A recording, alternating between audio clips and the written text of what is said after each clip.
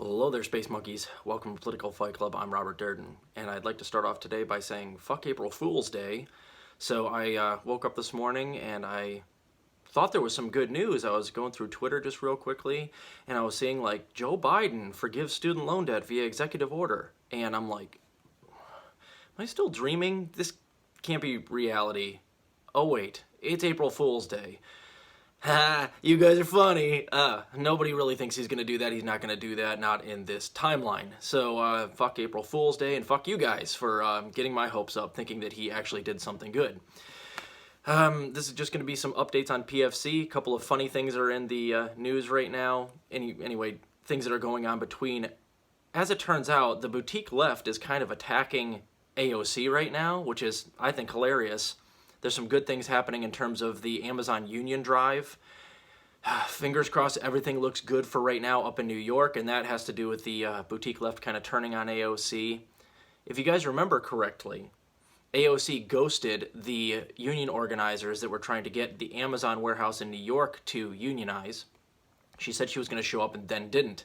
And now she's kind of like tongue-in-cheek taking credit for it and like acting like she helped on Twitter, and she's getting swarmed. And even the boutique lefties are like, I'm tired of AOC shit. We're gonna go after her. So that makes me happy. We'll talk about that. We'll talk about Brianna Joy Gray had Khanna on last night to talk about Ukraine and why the United States apparently needs to go over there and fight for our freedom, and why the United States taxpayers should have to pay more for gallons of gas, for food, because of the sanctions we're putting on Russia and the economic turmoil that we're inflicting upon ourselves via doing this dumbass shit against Russia and China. So it was epic. She had Khanna on and grilled the shit out of him for an hour. And if you guys remember, Max Blumenthal just kind of grilled Khanna on the same exact thing as he was walking, through Washington, D.C. the other day and went kind of viral for it. Then Brianna had Max Blumenthal on afterwards to talk about the interview with Khanna. That was epic as well. We'll talk about that. And then lastly, I think there's something that I saw on Revolutionary Blackout today.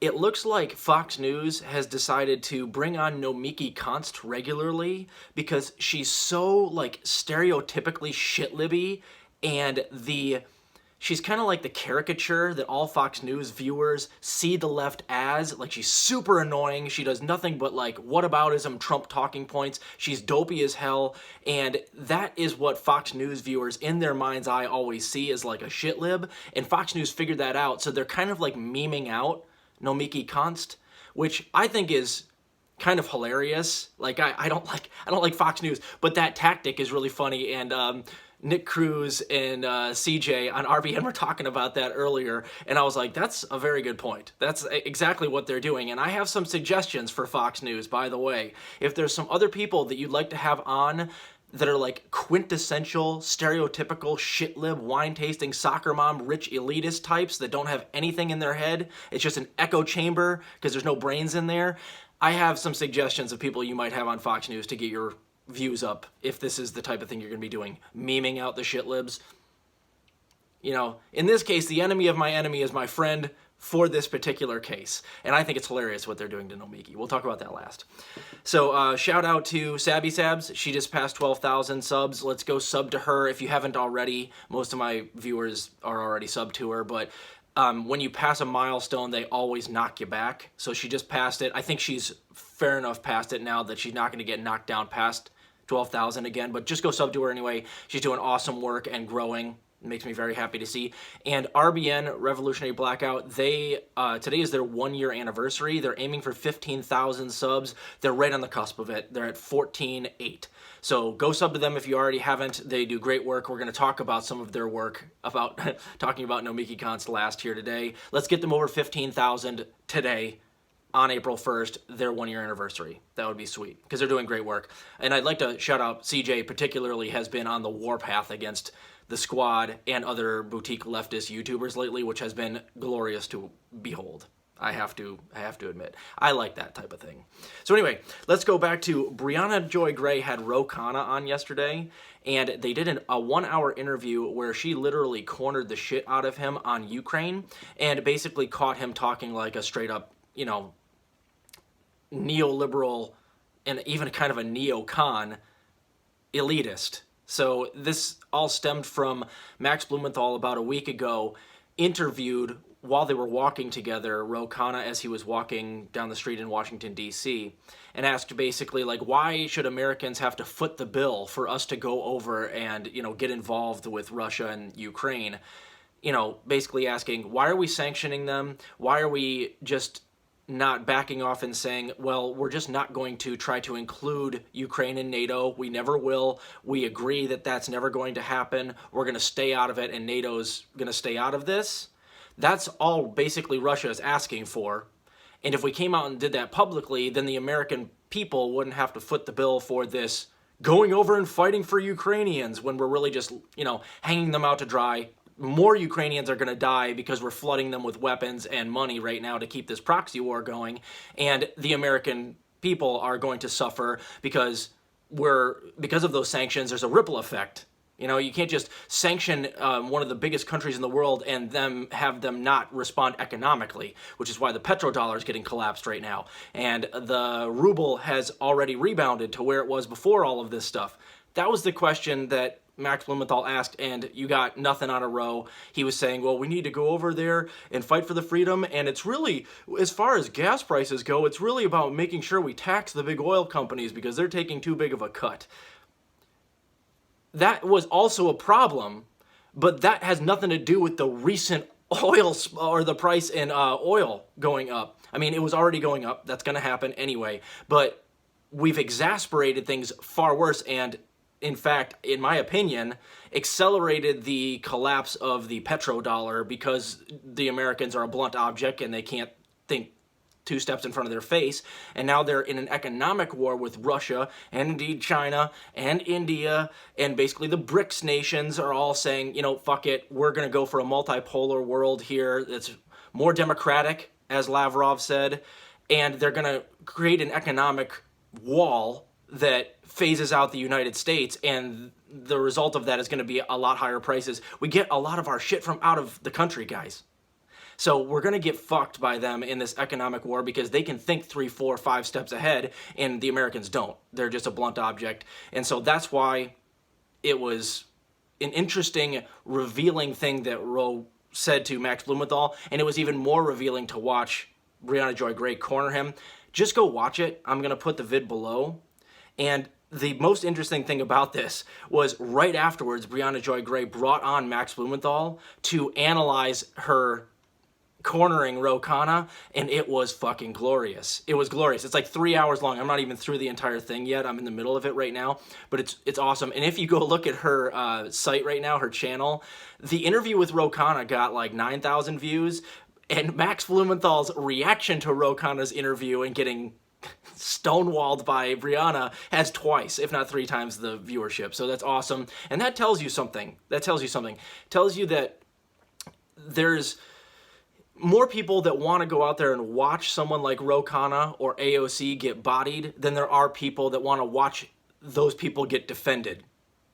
That's a good thing. That makes me happy. They're both great episodes. Go check them both out. I will link to both of them below. It's a phenomenal watch and worth your time. And it exposes Khanna as being like what all of us really knew the squad always was. But now they're not even really trying to hide it. And I think Roe is going to try to run for president. So he's even shifted more towards the center than he used to be. So it's, again, sad to behold.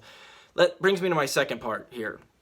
AOC and the boutique left like Crystal Ball and Jordan Sheridan going after her yesterday on Twitter, rightfully so, because as I was mentioning earlier, there's a Amazon factory in New York that is voting to unionize, and they've been doing this union drive for like a fucking year. It's been ongoing, but like they've really been pushing for a year, and I covered it about 6 months ago or so. AOC was scheduled to go and like rally and help them with the union drive, and she just didn't show up. And Christian Smalls, who's one of the union organizers out there, came out publicly and he called her out for it. He went on Breaking Points, or Crystal and Colin Friends, one of the two of them, and spilled the beans on how he got ghosted by AOC, and none of the squad members offered to show up to this union drive. And then, of course, AOC retweets that they're about to unionize in that factory that's not too far from her.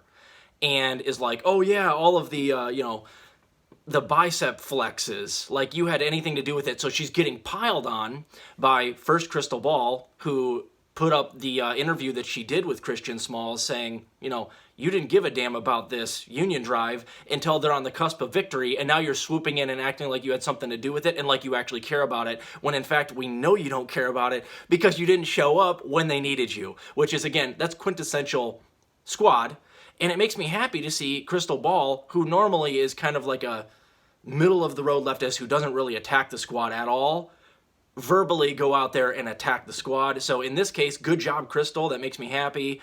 And it created a Twitter firestorm, so now there's a lot more focus on the squad's lack of effort to actually get this stuff done.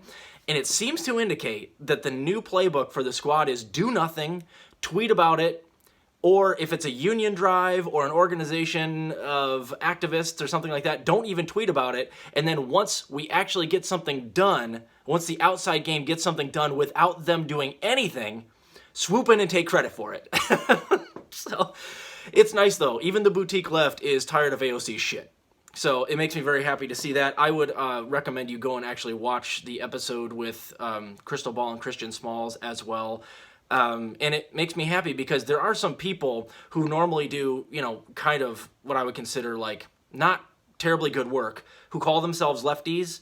But if they have a big platform and they're willing to go out there and attack the squad, I'm fully on board for that. Crystal, just get your boyfriend to go on his show and say, I'm a founder of the Justice Democrats, and I think they're a total failure, so I think that all of you guys should stop donating to them and stop voting for them, and I, as of right now, on this show, publicly, am disavowing my own creation. If you could get Kyle Kulinski to do that, then maybe we would have some change, because then you'd get the attention of some of the squad, But until you guys are willing to actually tell your audiences to stop donating to them, a lot of this is still, again, just kind of like theatrics and virtue signaling.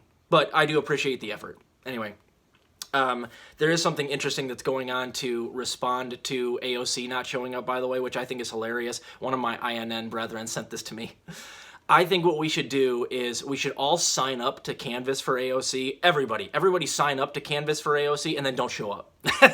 Just millions of signatures. Make her think that there's a whole bunch of people that are going to show up to help her, but don't donate to her. Just sign up to canvass for her and then don't show up. All of us. It would be a hilarious prank, and then maybe she would feel like, kind of how the union organizers felt in New York when she didn't show up.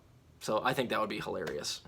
Lastly, RBN did a recent video talking about how Nomiki Konst is kind of being memed out by Fox News. She's been on there recently, and she's so embarrassing in her whataboutism, and she always rolls everything back to Trump, and she will, no matter what, tooth and nail, defend the Democratic Party.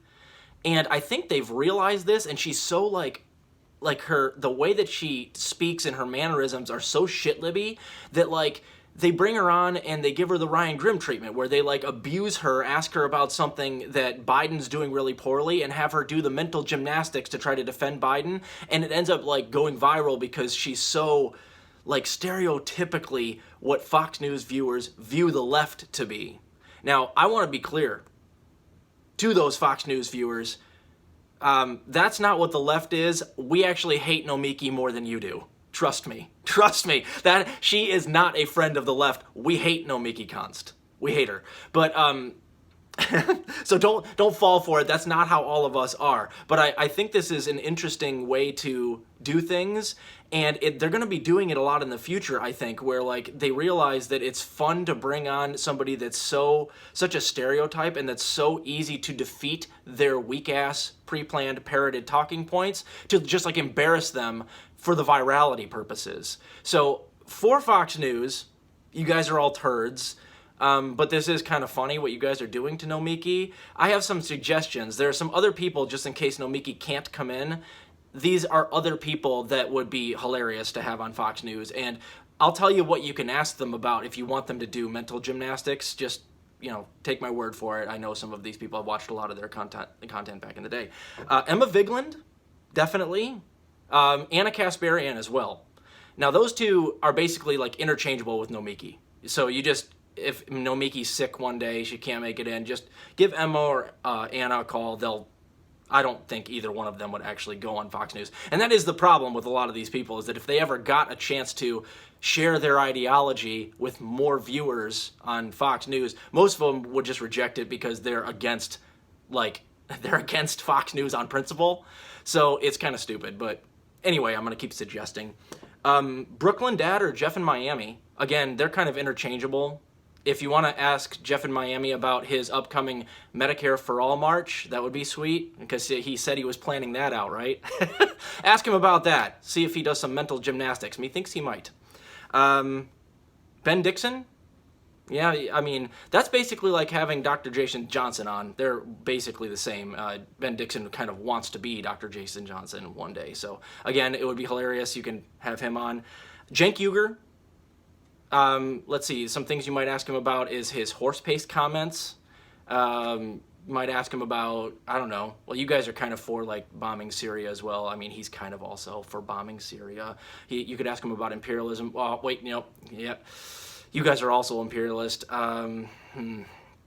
Maybe have him on Tucker's show. He's anti-imperialist, right? Have Tucker interview Cenk Uygur and ask him why he thinks it's okay for Trump to bomb Syria, why he thinks it's okay for, us to intervene in other countries, to be imperialist. That will put Cenk in a very, very tight spot, and he does not do well in tight spots, as we know. And then, obviously, number 2, Ryan Grimm. See the Hill. Particularly when Kim Iverson goes on there and talks to him about, like, the Uyghur genocide that he pumped up, and she was obviously saying was overblown like crazy. That's a way for us to try to manufacture consent for intervening in Taiwan and fucking with China. You want to ask him about that, Ryan Grimm's going to have a hard time, but methinks most of the people on Fox News also want to fuck with China, so maybe that doesn't work. Let's see here. Oh, maybe ask him about why he thought you need to get your booster shots so that when you go home to Thanksgiving and give Grandma a hug that you weren't going to transmit COVID to her, which that's not scientifically backed up whatsoever. That video where Kim Iverson argued with him about that got like 1.3 million views. You already know that's going to go viral. Ryan Grimm is a perfect candidate for this here memeing out of the shitlibs. That would be great. And then lastly, any of the squad members, particularly AOC. And the thing with AOC is you can ask her about just about anything and just let her talk. It's like letting Biden or Pelosi talk. It's like the more they talk, the more everybody's like, this person's a fucking idiot. This person does not know anything. They are a buzzword factory. They don't have any ideology. They are vapid, empty, and all they really care about is propping up the status quo and giving you a word salad that makes no goddamn sense. And Ro Khanna is on his way down that same exact path right now. So have Ro Khanna on. We already know that Ro Khanna is willing to go on Fox News, but he's headed down that path too, whereas like 2 years ago, he would give you a decent interview on Fox News where he'd make his points. But now that he's going to run for president, he's starting to sound a lot more like Pelosi and AOC, ain't he? So yeah, have Ro Khanna on. That would be embarrassing for the squad, I imagine. There's plenty of things you could probably get him on, including, if you guys cared enough, to ask him why the American people should have to foot the bill, like Max Blumenthal asked, for Biden's miscalculations and escalation with Russia when we don't need to be. So, anyway, last thing here, you guys, I just want to promote my Movies from Mayhem one more time. We're doing that tonight at 9 p.m. at Advanced Space in downtown Peoria. I will put the link below. You're going to want to check that out. We're watching Wag the Dog and Fight Club. Please bring a $5 donation. There's going to be snacks and drinks and got a whole bunch of chairs set up in our space. So it's going to be a lot of fun. I'll be there. I'm giving away free books. A lot of books in my Pay It Forward program. I got, Fight Club, V for Vendetta, Catcher in the Rye, To Kill a Mockingbird, 1984. I got a bunch of, censorable books. So if you want to grab one of those and take it and read it and pass it along to somebody, that would be great. And if you have any books that you want me to read and then recirculate that you think are in that same vein, bring them. I'll take them and I'll read them. So keep fighting that good fight out there, guys. It is interesting to me that even now, most of the boutique left still has not turned on the squad, but if they keep failing, you know, I'm more than willing to welcome Crystal Ball and Jordan Sheridan to the party. I want those people to turn on the squad hardcore. It would have been nice a year ago when the rest of us were doing it, but, you know, now it seems that even some of the boutique lefties are, like, done with AOC and Khanna shit. As they should be. So keep fighting that good fight out there, guys. I'll talk to you later.